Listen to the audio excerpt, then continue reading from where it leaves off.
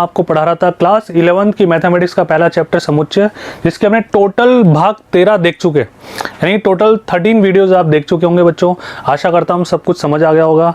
अब अपन बच्चों आगे बढ़ते हैं प्रश्नमाला 1.4 की तरफ। और 1.4 को पढ़ने से पहले जो बेसिक्स हमें पढ़ने की आवश्यकता थी वो मैंने तुम्हें पार्ट 13 यानी कि भाग 13 में पढ़ा दिया। यदि कोई बच्चा भाग 13 वाला वीडियो नहीं देखा और डायरेक्ट 1.4 में आ रहा है तो उसको समझ में कम आएगा, तो मैं उससे रिक्वेस्ट करता हूँ कि पहले 13 तक के पूरे वीडियोस देख लें, उसके बाद 1.4 स्टार्ट करते हैं अपन। ध्यान से देखिए बच्चों, पहला प्रश्न क्या कर रहा है, निम्नलिखित में से प्रत्येक समुच्चय युग्म का सम्मिलन यानी कि संघ, इसका मतलब जानते हो ना ये वाला, तथा सर्वनिष्ठ यानी कॉमन समुच्चय ज्ञात कीजिए। तो बच्चों कर लेते हैं फटाफट से, ध्यान से देखिए। x यूनियन y, ठीक है। अच्छा, x यूनियन y का मतलब बच्चों क्या होगा, एक सेकंड, y को मैं थोड़ा कैपिटल लेटर में लिख देता हूं बच्चों।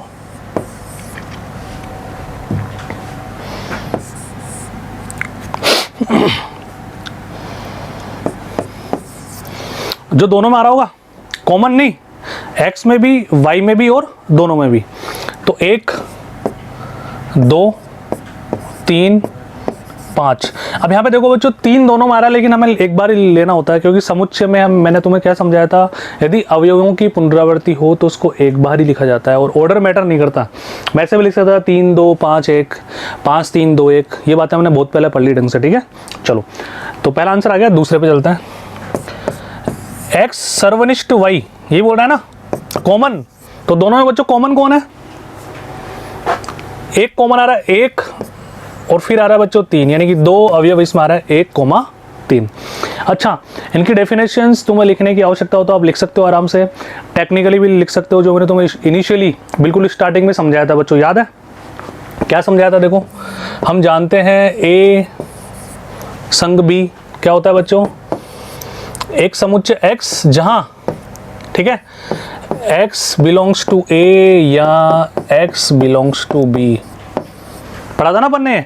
तो जब भी आपको यूनियन निकालना हो, आप ये वाली लाइन याद कर लो, इसको लिख लो फटाफट से। और याद क्या करनी, मैंने समझा दी ना तुम्हें, या तो X में या Y में, या तो A में, या तो अवयव A में होंगे या अवयव B में होंगे, है ना। अच्छा, कॉमन के लिए मैंने क्या समझाया था, हम जानते हैं A सर्वनिष्ठ B एक समुच्चय होगा X जहां X बिलोंग्स टू A तथा X बिलोंग्स टू B, यानी कि A में भी होंगे और B में भी होंगे, यानी कि दोनों का कॉमन, दोनों के उभयनिष्ठ। यहाँ साधारण सी भाषा में लिख सकते हो, चूंकि हम जानते हैं सर्वनिष्ठ से तात्पर्य दोनों के उभयनिष्ठ अवयव होंगे। संघ सम्मिलन से तात्पर्य या तो X में होगा या Y में होगा या दोनों में होगा। मतलब एग्जामिनर को आप ये समझो, उसको कुछ नहीं आता, वो केवल आपको देखेगा, जो जो सॉल्यूशन आप लिखोगे उसका रीजन वहाँ पे लिखो, उसको एक एक चीज़ समझो कि हमने डायरेक्ट ये ऐसे क्यों लिख दिया। उसको क्या पता तुमने 13 वीडियो देख ली है, उसको क्या पता तुम साल भर से पढ़ रहे हो, उसको बिल्कुल मतलब नहीं है। एग्जामिनर वहाँ पे क्या देखेगा कि बच्चा एक एक चीज़ को एक्सप्लेन करे वहाँ पे, ठीक है बच्चों। तो X यूनियन Y, अभी तो हम तो बहुत वीडियोस पढ़ते आ रहे हैं, हमारे अंदर से तो डायरेक्ट आवाज़ आ रही है देखते ही कि सब फटाफट से लिख दो 1 2 3 1 2 3 5, लेकिन वहाँ पे रीजन लिखना पड़ेगा, चूंकि हम जानते हैं कि सम्मिलन का मतलब या तो अवयव X समुच्चय में या Y समुच्चय में या दोनों में। X सर्वनिष्ठ, सर्वनिष्ठ से तात्पर्य दोनों के उभयनिष्ठ अवयव, ये बातें लिखनी पड़ेगी अपनी भाषा में। तुम 500 विद्यार्थी हो तो 500 के अलग लैंग्वेज हो सकती है, मैं नहीं बोल रहा कि जैसे मैंने लिखा वैसे तुम लिखो, अपनी भाषा में लिखो, समझ गए ना भावनाओं को, ठीक है।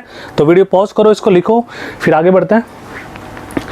दूसरा प्रश्न क्या कर रहा है, वही सम्मिलन सर्वनिष्ठ में निकालना है।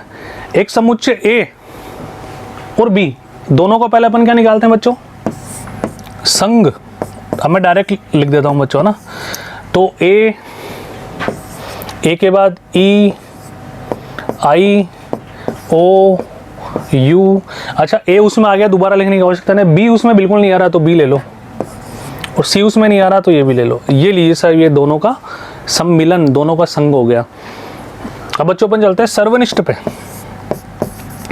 ठीक है। दोनों का कॉमन, दोनों में कॉमन A आ रहा है बच्चों, दिखाई दे रहा है ना साफ साफ। E नहीं आ रहा, I नहीं आ रहा, O नहीं आ रहा, U नहीं आ रहा, कुछ भी कॉमन नहीं आ रहा और इसके अलावा, ठीक है। तो ये लो साहब एकल समुच्चय, खत्म। वीडियो को पॉज करो, नोट डाउन करो, आगे बढ़ते हैं। तीसरा,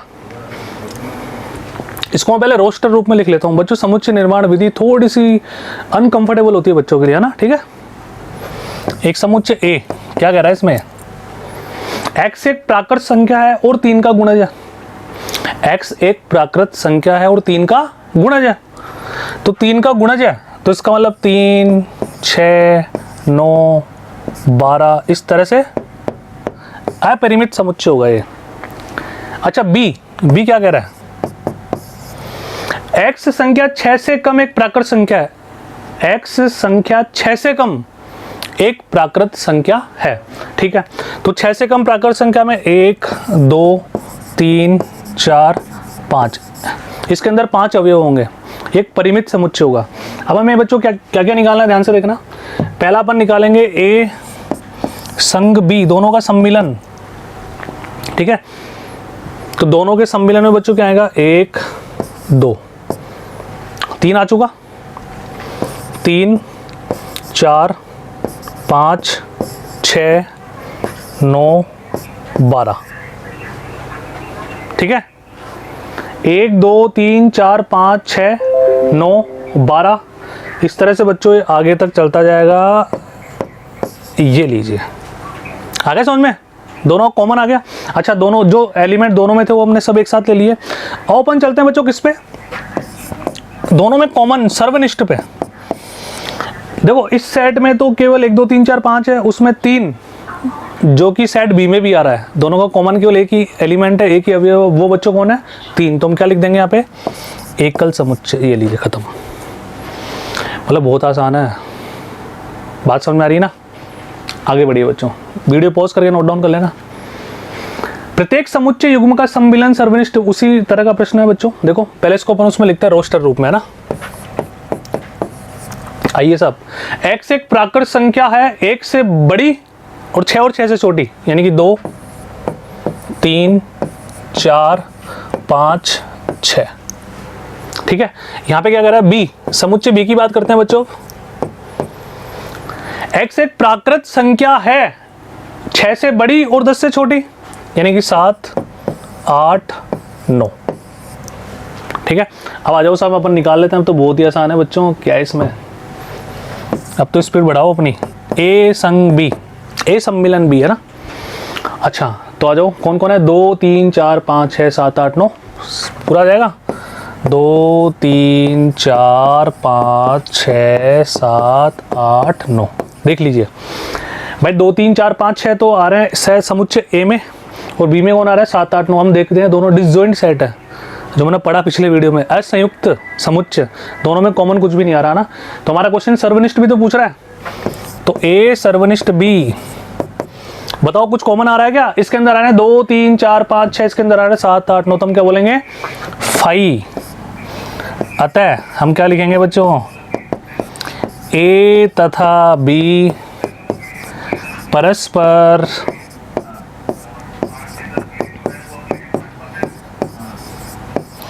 असंयुक्त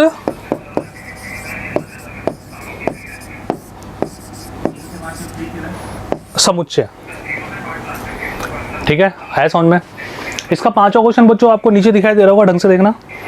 समुच्चय ए में 1, 2, 3 और बी में रिक्त, बी रिक्त समुच्चय है, फाई। तो आइए, तो ए यूनियन बी, ए सम्मिलन बी। अब बच्चों बी में तो कुछ है ही नहीं, तो ए आ जाएगा। तो हम क्या बोलेंगे, 1, 2, 3। अब बच्चों अपन क्या निकालते हैं, कलर चेंज कर देता हूं ताकि तुम्हें ढंग से दिखाई दे। अपन निकालते हैं ए सर्वनिष्ठ बी, ए सर्वनिष्ठ बी। बच्चों ए के समुच्चय हैं 1, 2, 3 और बी में कुछ है ही नहीं, तो दोनों में कॉमन कुछ है ही नहीं ना। इसका मतलब वो क्या होगा बच्चों, फाई, असंयुक्त समुच्चय। आए समझ में। वीडियो को पॉज करना, नोट डाउन करना, आगे बढ़ते हैं बच्चों। देखो ये समझ में बताऊं क्यों आ रहा है इतना बढ़िया ढंग से हमारे को, क्योंकि हमने प्रश्नमाला स्टार्ट होने से पहले बेसिक बातें पढ़ी। मतलब डायरेक्ट यदि अपन क्वेश्चन करते हैं ना तो कॉन्सेप्ट क्लियर नहीं होते, वो क्वेश्चन तुम्हें याद होता है। जैसे मालूम मैं डायरेक्ट तुम्हें क्वेश्चन करवाता, तो डायरेक्ट क्वेश्चन भी मैं तुम्हें समझाया था थ्योरी लिंक कर करके, लेकिन फिर वो मज़ा नहीं आता, मतलब अंदर से आवाज़ नहीं आती। मेरे सॉल्यूशन के बाद तुम्हें समझ में आता। अभी मुझे पता है 90% बच्चे 100% मेरे साथ साथ सॉल्यूशन कर रहे होंगे, ठीक है। अब देखिए, प्रश्न नंबर 2 तुम्हारा क्या कह रहा है 1.4 का, पढ़ो देखे क्या कह रहा है।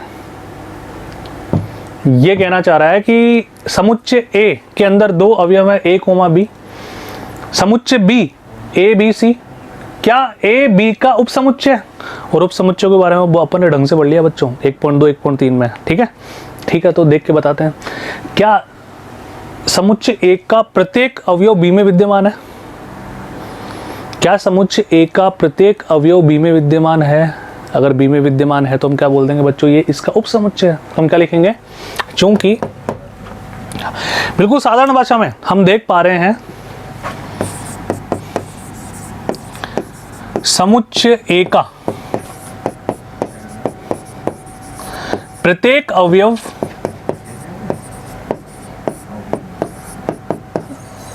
समुच्चय बी में विद्यमान है। अतः हम क्या कह सकते हैं बच्चों, क्या बोल सकते हो बताओ, ए उप समुच्चय है बच्चों किसका, बी का, यानी कि बी अधिसमुच्चय सुपर सेट है बच्चों किसका, ए का। अच्छा, ए संग बी हमें निकालना है, ए सम्मिलन बी, तो ए सम्मिलन बी का मतलब तो जानते ही हो, या तो ए में या बी में या दोनों में, वो लाइन भी तुम्हें लिखनी है। जब जब ए सम्मिलन बी, ए सर्वनिष्ठ बी, इनकी जो टेक्निकल डेफिनेशंस मैंने तुम्हें पहले बताई ना, वो तुम्हें हर क्वेश्चन में मेंशन करनी है, या साधारण सी भाषा में लिखना है। अब समुच्चय वाले भी आपको ध्यान होगी, याद है क्या, ऐसा था क्या, देखो ए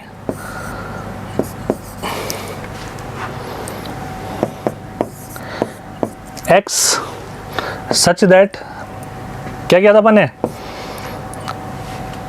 x बिलोंग्स टू a, ठीक है। और यहां पर अपन एक लैंग्वेज भी लगाई थी बच्चों, क्या लगाई थी, मैं आपको टेक्निकल डेफिनेशन भी इसकी समझा देता हूं एक बार, है ना, अभी याद आ जाएगा। देखो अपन ने ये एरो वाले साइन लगाए थे क्या, बाई कंडीशनल, यदि और केवल यदि x का संबंध a से है, इसका a के सभी अवयव x के सभी अवयव a में है, इसका तात्पर्य x के सभी अवयव b में भी होंगे। ये याद है कि नहीं है, या तो ये लिखो या ये लिखो, बात सही है, ठीक है। चलो नेक्स्ट क्या कह रहा है क्वेश्चन,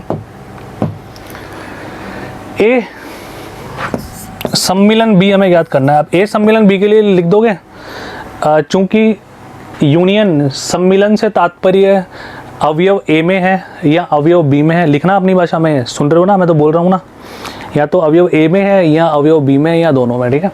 तो दोनों में कौन कौन से आएंगे बच्चों, ए कोमा बी कोमा सी, ये लीजिए खत्म क्वेश्चन, आया समझ में, ठीक है। वीडियो पॉज करो, नोट डाउन करो, आगे बढ़ते हैं जी। प्रश्न नंबर 3 क्या कह रहा है बच्चों, यदि ए और बी दो ऐसे समुच्चय हैं कि ए बी का सबसेट है, यानी कि ए बी का उप समुच्चय, तो ए यूनियन बी क्या होगा।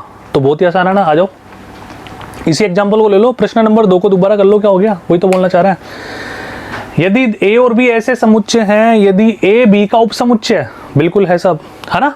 तो प्रश्न क्या कहना चाह रहा है, तो ए सम्मिलन बी क्या होगा। तो बच्चों देखो ए सम्मिलन बी, यहां पर क्या आ गया, ए बी सी, देख पा रहे हो, ए बी सी कौन सा समुच्चय, बी, तो हम क्या लिख देंगे यहाँ पे। अब बच्चों तुम देखो इसके लिए क्या करना पड़ेगा ना, प्रश्न नंबर 3 के लिए मैं तुम्हें डायरेक्ट समझा रहा हूं, तुम क्या करोगे, माना कि एक समुच्चय ए है, ये लिखोगे, माना कि समुच्चय बी है, ठीक है, फिर ये पूरा ऐसे कैसे लिखोगे यहां तक, चूंकि हम देख पा रहे हैं कि ए सम्मिलन बी बराबर बच्चों समुच्चय कौन सा आ गया, बी आ गया ना, ए बी सी, तो क्या लिख देंगे, बी। या और कोई एग्जांपल ले लो भाई, ए बी की जगह 1 2 ले लो, इसकी जगह 1 2 3 ले लो, मतलब प्रूव ऐसे कैसे करना है। तो मैं आशा करता हूँ मुझे दोबारा एज इट इज पूरी बातें यही तो लिखनी पड़ेगी भाई, दोबारा समझो एक बार, है ना। ए और बी दो ऐसे समुच्चय हैं, माना कि समुच्चय ए कोमा बी, माना कि समुच्चय बी ए बी सी। तो क्वेश्चन क्या कह रहा है कि ए सबसेट बी। अब मैंने एग्जांपल ये क्यों लिए, क्योंकि यहाँ पे हमने प्रूव करके देख लिया कि ए बी का उप समुच्चय, इसलिए हम वो एग्जांपल ले रहे हैं, ठीक है। तो क्वेश्चन क्या कह रहा है, ए सम्मिलन बी क्या होगा, हमने ये भी निकाल के देख लिया, ए सम्मिलन बी ए बी सी, यानी कि समुच्चय बी आ रहा है। और यहाँ पे मैंने क्या लिख दिया, समुच्चय बी आ रहा है। तो इसको प्रूव कर दोगे आराम से, ठीक है। चलो बच्चों, आशा करता हूँ आप आराम से कर देंगे। इसको पॉज करके नोट डाउन करना। प्रश्न नंबर 4 की तरफ चलते हैं बच्चों। प्रश्नमाला 1.4 का क्या कह रहा है देखिए। एक समुच्चय ए, इसके अंदर अवयव है बच्चों 1 2 3 4, बी 3 4 5 6, सी 5 6 7 8 और डी आ रहा है 7 8 9 10, यानी कि 4 समुच्चय हैं। तो निम्नलिखित ज्ञात कीजिए, यानी कि एक प्रश्न के अंदर बहुत सारे प्रश्न है ना। तो ए संग बी। अब बच्चों यहाँ पर तो वो लाइन लिखनी पड़ेगी, चूंकि हम जानते हैं ए संग बी का मतलब अवयव या तो ए में है या अवयव बी में है या अवयव दोनों में है। ये लाइन लिखोगे तभी मजा आएगा, तभी एग्जामिनर आपसे इंप्रेस होगा, ठीक है। तो ए यूनियन बी अपन डायरेक्ट लिख दें 1, 2, 3, 4, 5, 6। हालांकि 3 और 4 दोनों मारे हैं, लेकिन मैंने क्या बोला था, जब अवयवों की पुनरावृत्ति हो तो उनको एक ही बार प्रदर्शित किया जाता है। ये हमारा आंसर आ गया, ए यूनियन सी। ये रहा ए और ये रहा सी। तो इनमें आ जाओ, निकाल दें वापस। 1 2 3 4, ये तो बिल्कुल डिसजॉइंट है, यानी कि इन दोनों में कॉमन कुछ भी नहीं आ रहा। 5 6 7 8, वो तुम लिख ही दोगे। ए सम्मिलन सी से तात्पर्य अवयव या तो ए में है या सी में है या दोनों में, ठीक है। अच्छा, बी यूनियन सी। अच्छा, बी और सी का बनाता है 3 और इसका, ठीक है। क्या क्या आएगा बच्चों, 3, 4, 5, 6, 7, 8। ये लीजिए, खत्म। और आगे बढ़ेगा बी यूनियन डी। ये रहा बी और ये रहा डी, ठीक है। तो बच्चों पहले आ जाओ, बी के लिख दो 3 4 5 6। अब डी में कौन कौन है, 7 8 9 10। ये भी बिल्कुल असंयुक्त है, 7 8 9 10, यानी कि सारी बातें अपन ने पहले पढ़ ली। तो प्रश्न करने में कितना मजा आ रहा है ना, जल्दी हो रहा है ना बच्चों, ठीक है। अच्छा, अब ये 3 का दे दिया बच्चों, एक सेकेंड बच्चों। A union B union C, तीनों का कंबाइंड हमारे को लेना है, ठीक है। तो देखो, तीनों का कंबाइंड एक साथ निकालने की बजाय पहले 2 का निकाल लेते हैं। पहले अपन इस पे ब्रैकेट लगाते हैं, कोई फर्क नहीं पड़ता, है ना। ये मैंने तुम्हें थोड़ी देर पहले समझाया था कि एक बंटनता के नियम को भी फॉलो करते हैं। तुमने गुणधर्म देखे हो तो पिछले वाले वीडियो में, तुम ये बी और सी पे भी लगा सकते हो, तो कोई फर्क नहीं पड़ेगा। तो पहले अपन बच्चों क्या निकालते हैं, ध्यान से देखना। ए यूनियन बी, ठीक है। इसको मैं एक बार रफ करता हूं।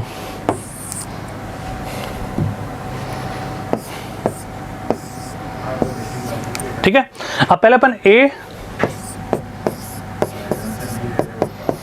अच्छा ए यूनियन बी क्या क्या आएगा बच्चों, 1, 2, 3, 4, 5, 6, ठीक है। अच्छा, सी समुच्चय कौन सा हमारे पास, 5 6 7 8। तो हम डायरेक्ट क्या बोल सकते हैं, ध्यान से देखना। हम बोल सकते हैं ए संग बी संग सी। ये क्या हो जाएगा बच्चों, 1 2 3 4 5 6। ये तो हो गया ए यूनियन बी। अब सी कौन है, 5 6 7 8। 5 6 पहले से आ गया, लेने की आवश्यकता नहीं है। 7, ये हमारा आंसर आ गया, खत्म।